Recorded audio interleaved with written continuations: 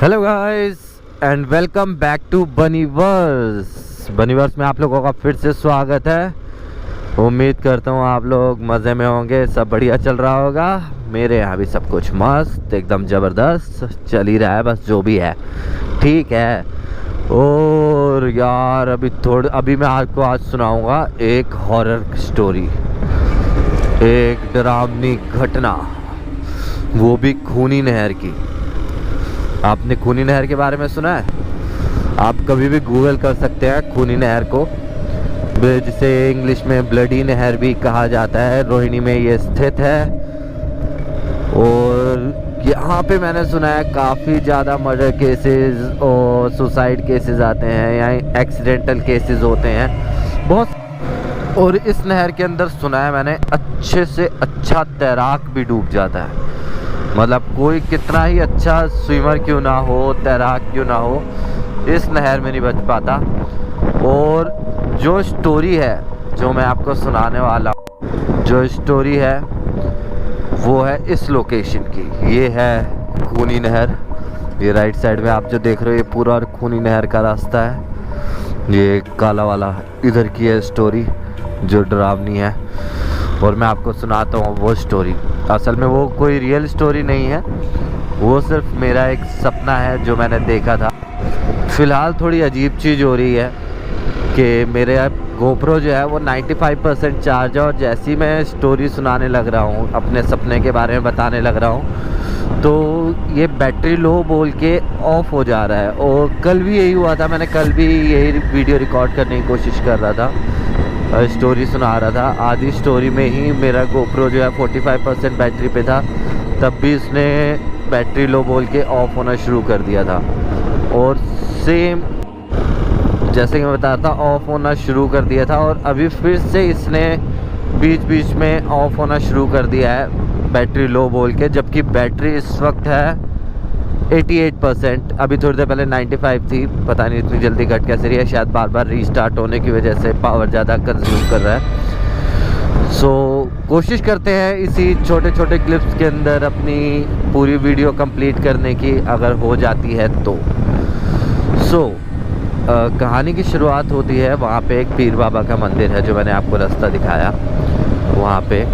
तो मैं रात में वहाँ गया, तकरीबन 6, 7 या 8 बजे के आसपास के बीच का टाइम रहा होगा।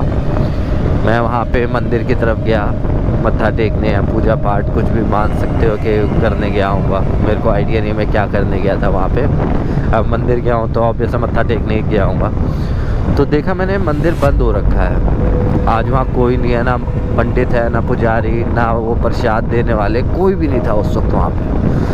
और कुछ दुकानें थी जिनका शटर डाउन हुआ था, जो कि बंद थी। तो मैंने कहा चलो यार मंदिर बंद है तो चलो वापस चलते हैं घर। तो मैं अपनी बाइक की तरफ बढ़ा, धीरे धीरे क्या मतलब अपनी नॉर्मल स्पीड में बाइक की तरफ बढ़ा, और एकदम से मेरे को पीछे से दरवाज़ा खुलने की आवाज़ आई।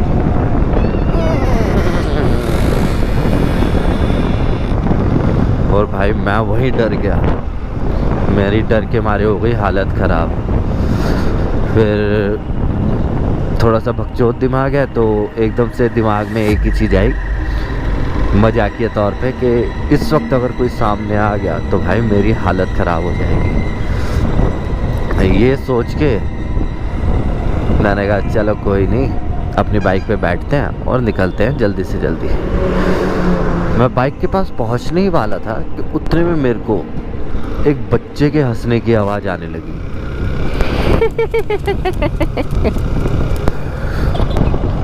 भाई मैं डर गया, बार बार आ रही हंसने की आवाज़। फिर मैंने किसी तरह हिम्मत जुटाई और इधर उधर देखने लगा कि कहाँ से आ रही है। जबकि फिल्मों के अंदर जब भी किसी को ऐसा बेवकूफ़ी करते देखते तो ये सोचता हूँ भागना इस वक्त यहाँ से, तुझे क्या ढूंढ के कुछ अवार्ड वगैरह मिलना है, निकल वहाँ से, जब पता है भूत है। तो फिर भी पता नहीं क्यों मेरे मन में क्यूरियोसिटी आई कि कहाँ है, क्योंकि उस वक्त मेरे को रियलाइज़ हुआ कि ये जानना ज़रूरी होता है कि ये आवाज़ आ कहाँ से रही है ताकि तुम उसकी अपोजिट डायरेक्शन में भाग सको। लेकिन इसका ये मतलब नहीं उसके पीछे पीछे जाओ, मैं उसके पीछे पीछे तो नहीं गया आवाज़ के। लेकिन सडनली मेरे को एक बच्चा टहलता हुआ नज़र आया खेतों के बीच में। तो मैंने कहा, फिर मेरे दिमाग में आया कि यहीं कहीं किसी लोकल मंदिर वंदिर का कोई होगा, पुजारी वगैरह का बच्चा, या फिर कोई आसपास के किसी घर होगा किसी का, उसका बच्चा होगा, फ्रेश होने आया होगा, ऐसे कुछ दिमाग में आया। बच्ची थी, लड़की थी छोटी सी। तो ये सोच के मैं रुक गया, मैंने उसकी तरफ देखा और वो धीरे धीरे इधर उधर टहलते टहलते मेरे पास आने लगी। धीरे धीरे धीरे धीरे वो मेरे पास आ रही और हंसी की आवाज़ आए जा रही कंटिन्यूसली। हंसी मेरी और हालत ख़राब कर रही। हाँ, तो फिर वो बच्ची को हंसते हंसते मेरी तरफ आने लगी। शायद बाथरूम करने की जगह ढूंढ रही थी इधर उधर, और वो वैसी क्रीपी सी स्माइल देते हुए हंसती हुई आवाज़ के साथ मेरी तरफ आने लगी। और उसके सर पे कुछ पीला पीला सा था, पता नहीं टोपी थी, कपड़ा था, क्या था पता नहीं, लेकिन कुछ पीले रंग का था उसके सर पे। फिर हुआ क्या, मैं उसी की तरफ देख रहा था। फिर वो थोड़ी मेरे नज़दीक आके बाथरूम करने के लिए रुक गई।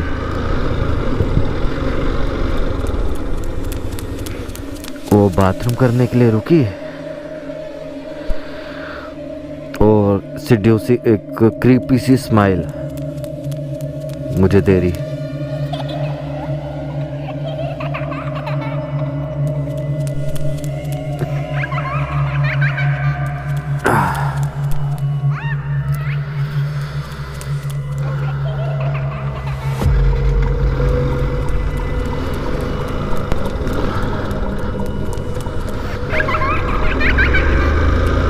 फिर वो हंसते हंसते मेरे पास आके, मतलब मेरे पास नहीं, मतलब मेरे से काफ़ी दूर झाड़ियों में कहीं, वहाँ पे बाथरूम करने के लिए बैठी और एक क्रीपी सी स्माइल देके मेरी तरफ देख रही। भाई मेरी हवा हो गई टाइट। मैंने कहा भाई अब निकलो यहाँ से, कुछ नहीं बचा, भागो अब जल्दी से, घर निकलो जितना जल्दी हो सके। ये बंदा यहाँ खड़ा होके क्या कर रहा है, डरा रहा है साला। फिर मैं बाइक पे बैठा, मैंने बाइक स्टार्ट करी और जल्दी से जल्दी उस जगह से निकलना चाह रहा था किसी भी तरह करके। लेकिन बाइक के गियर जो थे वो बड़े डले हुए थे, अब छोटे हो ही ना, पहले गियर पे आए ना बाइक। वो धीरे धीरे धीरे धीरे रेंग रेंग के चल रही है, मतलब इतनी स्लो में, मतलब काफ़ी धीरे धीरे। और वो जो स्माइल थी, वो हंसी की आवाज़ थी, वो मेरा पीछा कर रही है,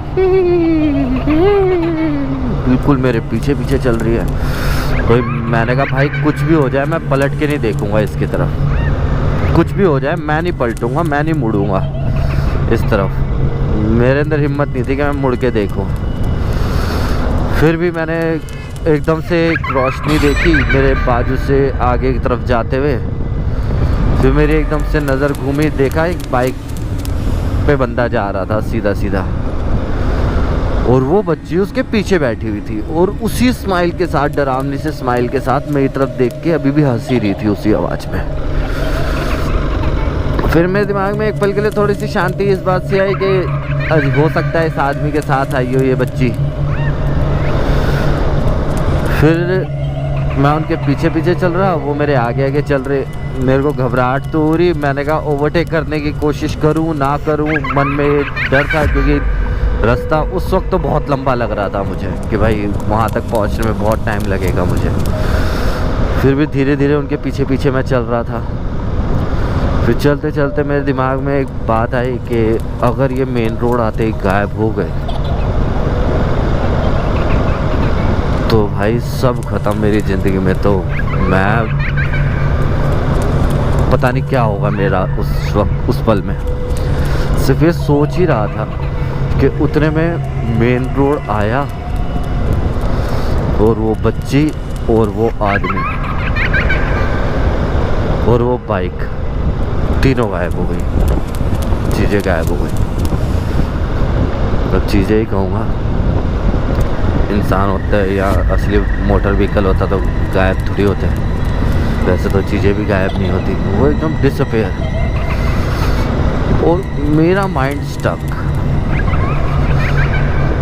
मैं इतना घबरा गया कि मैंने ब्रेक भी नहीं मारी और सामने जो डिवाइडर का पत्थर रखा हुआ था मैंने उस पे जाके टक्कर लगी और साइड से एक आ रहा था ट्रक और उसने मेरे को उड़ा दिया और मैं जाग गया।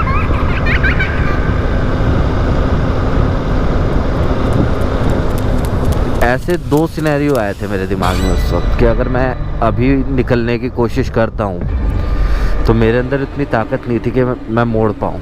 तो एक सिनेरियो में तो मैं मर गया था, दूसरा सिनेरियो था कि मैं एकदम से लेफ़्ट मोड़ लेता हूँ अभी और फुटपाथ जो है उस पर चढ़ा के किसी ना किसी तरह निकालता हूँ बस बाइक और घर निकलता हूँ। ये था। फिर मैं जागा और उस सपने के बारे में बहुत सोचा। बहुत सोच समझने के बाद मेरे दिमाग में एक रिज़ल्ट आया कि ऐसा हुआ क्यों।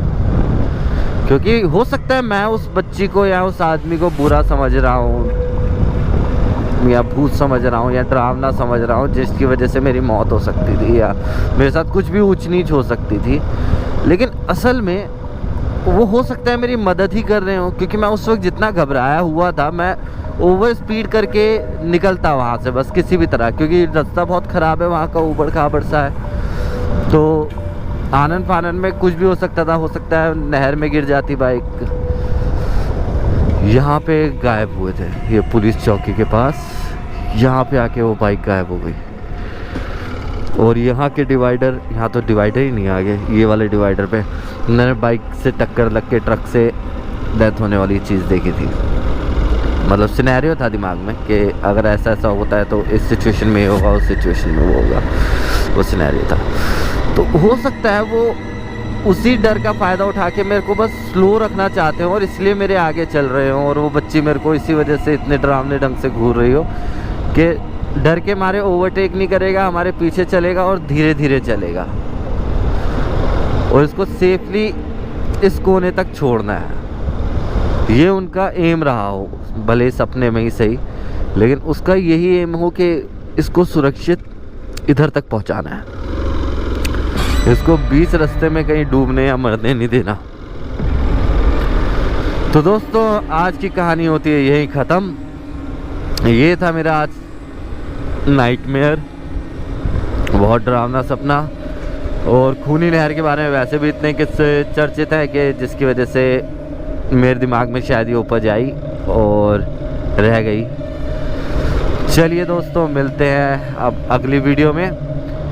सायोनारा, शब्बा खैर, शुभ रात्रि। रात को डर लगे तो हनुमान चालीसा पढ़ लेना, या जिनको भी आप मानते हो उनको याद कर लेना। ऐसी कोई उटपटांग चीज़ें नहीं आएंगी आसपास। और sleep well, sleep tight, good night.